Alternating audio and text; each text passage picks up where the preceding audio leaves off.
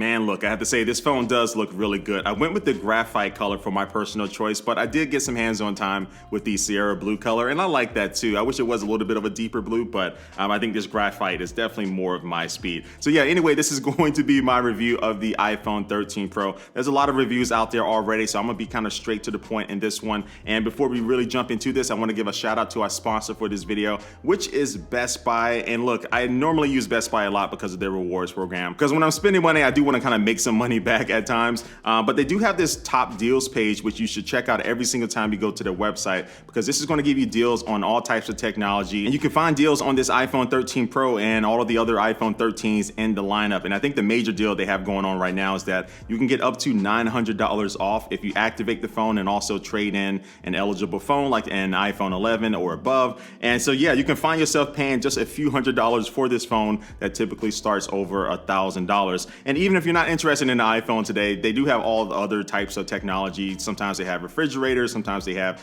gaming headsets or computers and laptops and cameras. And so you can see the new products and the new deals that they're adding and refreshing every few days. And look, again, if you're spending money, you might as well be saving money. And I think this page is something that I go to every single time I go to the website before I visit and check out everything else on the website. So I'll have a link down below in the description of the video that will take you right there to the top deals page. So check it out after you get done watching this video. But right now, let's jump into my review of this iPhone 13 Pro. And I already talked about the colors and how I like the look of this phone, but it is a little bit of a chunky phone, but in a good way, right? It does have a little bit of weight to it, but that adds more to the premium feel of it. You do have surgical gray stainless steel here on the sides of it and the trim. That looks really nice. And you'll find some changes with the camera bump and stuff, but for the most part, this phone is not a huge departure from the design of the iPhone 12 Pro. We'll see if that changes with the 14 Pro, which is rumored to have a design where the camera bump is just flush with the back of the phone, so you really are not going to have a camera bump anymore, but we'll see about that.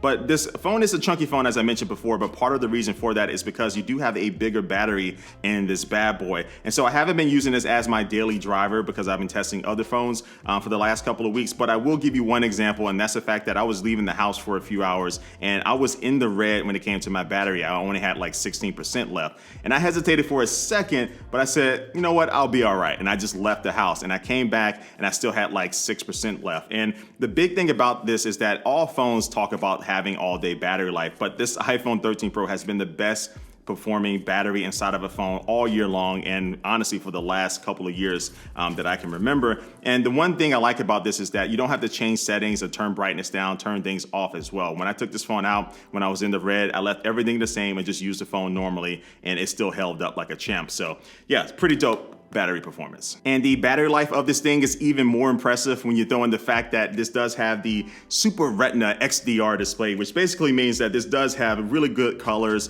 really good brightness too. So it's up to 25% more brighter than the previous iPhone. And that means that if you are using this out in the sun, you're going to be able to read it a little bit easier. And this actually has a peak brightness of 1200 nits, which 1000 nits already gets me excited and a little bit giddy, but 1200 nits is pretty impressive. But the big thing this year with the display is that it can run at 120 hertz for the refresh rate. So you're going to be getting some really good smooth animations within iOS 15, or if you're watching certain movies or playing certain games, those things are going to flow a lot better on the screen. And so I think some people don't really find all the hype with 120 hertz, but I do. And coming from 60 hertz on the previous iPhones to 120 hertz is something that I really do notice, more so than if I was coming from like 90 to 120 hertz on other Android phones. So I'm liking this higher refresh rate, but typically on other phones, they give you a warning like, hey, if you're running at 120 hertz, your battery life is going to be, a little bit decreased. But with this iPhone, they don't have to give you that warning because they've managed to balance out the battery and the higher refresh rate display along with everything else, and still gives you a reliable experience. Oh, and yes, the notch is still here, but it is a smaller notch, so that's going to give you more display area. But hopefully they eventually move over to the punch hole camera that's rumored for the iPhone 14, where they can put a lot of that true depth sensor underneath the display. But for now, you still have to deal with the notch, but to me, it still doesn't bother me that much. But one thing that's missing from this phone that I think they really needed to add was a fingerprint scanner this year, and it didn't have to live underneath the display like you find on a lot of other Android phones. It could have been built into the power button, because we are wearing our masks a lot, and I think we might still be having to wear them for, maybe at least the next year or so. Hopefully not, but we might. Having a fingerprint scanner would have been something that just would have made unlocking your phone a lot better. Now, let's be real here. The big things that everyone wants to know about the new iPhone every year is what about those cameras though? And so this year, Apple has done a good job at getting all of the cameras more closely related to each other when it comes to features and modes and stuff. Because one of the new things is that on the telephoto camera now, which not only is 3 times optical zoom, which is going to be really good for taking portrait mode photos or just photos from things further away, but also it does have night mode now. So you do have night mode on all of the cameras on this phone, all of the cameras on the back and also the camera on the front. So taking photos at night is pretty impressive with this phone. But just generally taking photos with this, you have that A15 Bionic chip inside of it, and that's going to be giving you a lot of power and processing for your portrait mode photos, for just your wide angle photos. Every single camera on this thing can deliver. And so you have smart HDR4, you have the deep fusion capabilities that will be analyzing the photos and the pixels and stuff. So you have a lot of technology on the inside of it. But what you can see here is that just the photos and things look really excellent coming off of this phone. And I did do a comparison with the Pixel 6 Pro though, and the Pixel 6 Pro does have a kind of very unique look to it, a little bit more contrast, a little bit more details in the shadows and things that I really do like, and I kind of prefer over this iPhone 13 Pro in more situations than I don't. But one cool feature that can kind of help with my disparity between Pixel photos and iPhone photos is called photographic styles. So inside of the camera app on this iPhone 13 Pro, I can literally go in there and select a certain look and bake that into the camera app. So every single time that I use it to take a photo, it's going to have that same type of look. And so you have a few presets that you can choose from, like rich contrast and warm and cool and also vibrant, but you can also get in there and adjust those things a little bit more to get to your exact perfect taste. So I like this. This is a step up from your regular filters, and actually it's a very useful thing if you're going for that same look every single time and you don't want to have to edit your photos after the fact. And so photos, good, but what about videos? Well, it's still safe to say that the iPhone is still the best all-around smartphone for video recording. You still have Dolby Vision, you still have 4K 60 with all of the cameras with no hits to performance, and you still have really good microphone quality as well. Just a rock solid phone for taking videos. But there are 2 new things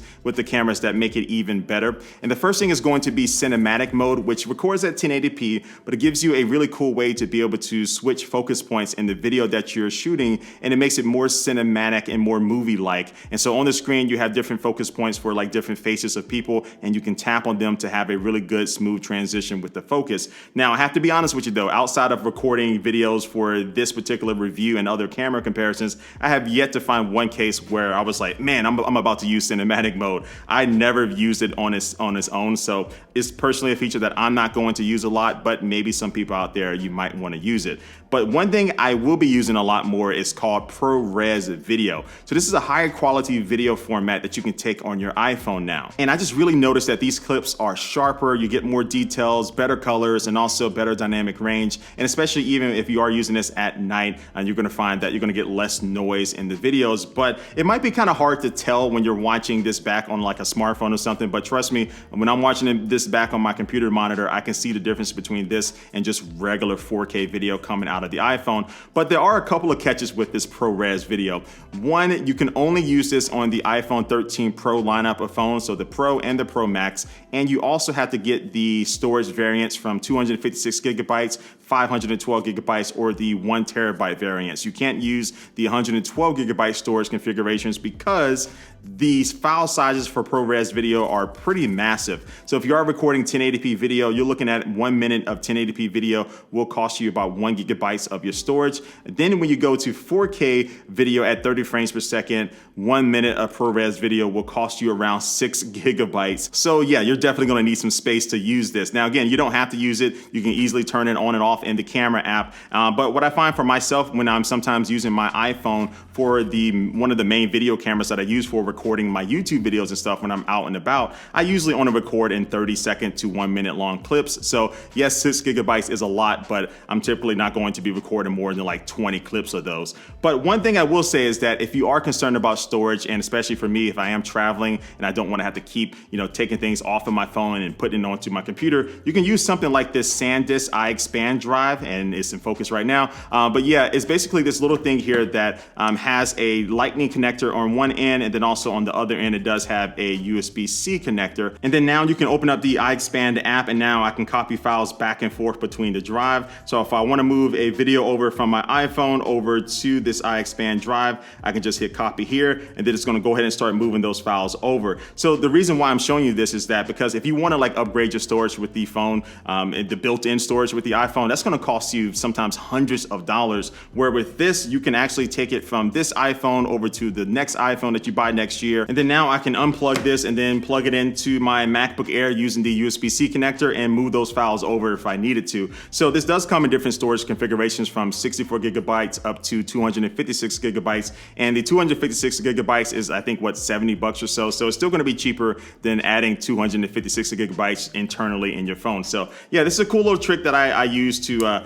keep my iPhones free of being cluttered up. Oh, and also Apple has thrown in a macro mode in this phone. So using the ultra wide camera, as you get closer to a subject, it will actually switch over to that automatically. And now you can get super close to get some really cool detailed shots. And these are really cool to kind of play around with. And when it comes to software, iOS 15 runs really well on this. And I'm not gonna spend too much time talking about the software because I've covered it in other videos and there's a bunch of different tutorials about all the features of iOS 15. But I will say that a few standout features is one going to be live text, which allows you to open up the camera app and actually extract the text from things like your book or a magazine cover or a photo or something. And then now you can take that text and you can copy it over to like a Word document and use it for your research paper or something. Or you can do like these cool kids did, where they actually just looked over the shoulder of one of their classmates and actually took the notes from their page, saved it to their phone, and then they used it for later. So that was pretty funny to me. Now another feature I really like is just really like the FaceTime upgrade that you get. So now you can invite people to use a FaceTime call or to hop onto a FaceTime call just by sending them a link that they can join from a web browser.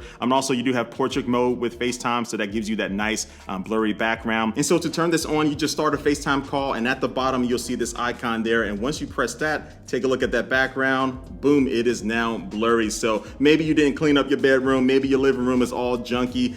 This will allow you to hide that so you can get on a FaceTime call and not be embarrassed by things being all over the place. And it's pretty nice quality too. Look at me. I know I look good.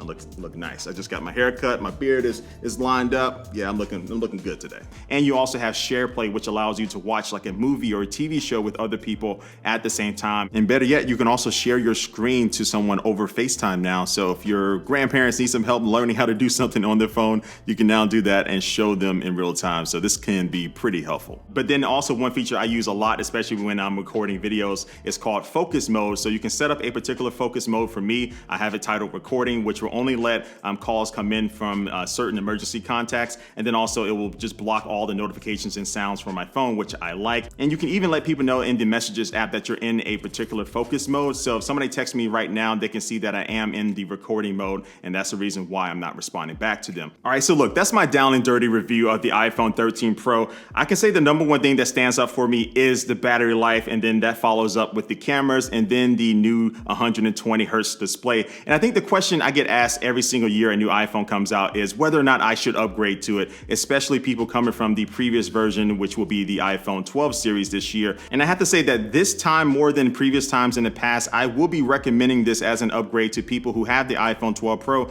because you get that really good battery life, and battery life is always a concern from everyone. But that battery life, the display, and the cameras are, in my opinion, a big enough improvement to make it a really good upgrade from someone coming from the iPhone from last year. But if you are using the iPhone 11 Pro and older, this is definitely going to be even more enticing as far as an upgrade. And remember, if you are thinking about upgrading, check out our sponsor for this video, which is Best Buy. So on their top deals page, you can get up to $900 off. So you can save that extra money. You can go ahead and spend that money on some food or something, or buy something else with it. But yeah, definitely make sure you check out that top deals page on Best Buy's website. That link will be down in the description of this video. And outside of the iPhone, if you already have one or you're an Android user watching this video, you can get other stuff on there as well from all different types of products, from laptops, cameras, and things that you can save money on, especially useful for this holiday season where, look, I'm tired of spending money on people, but if I am going to do it, I'm definitely going to try to save as much money as I can. So check out the top deals page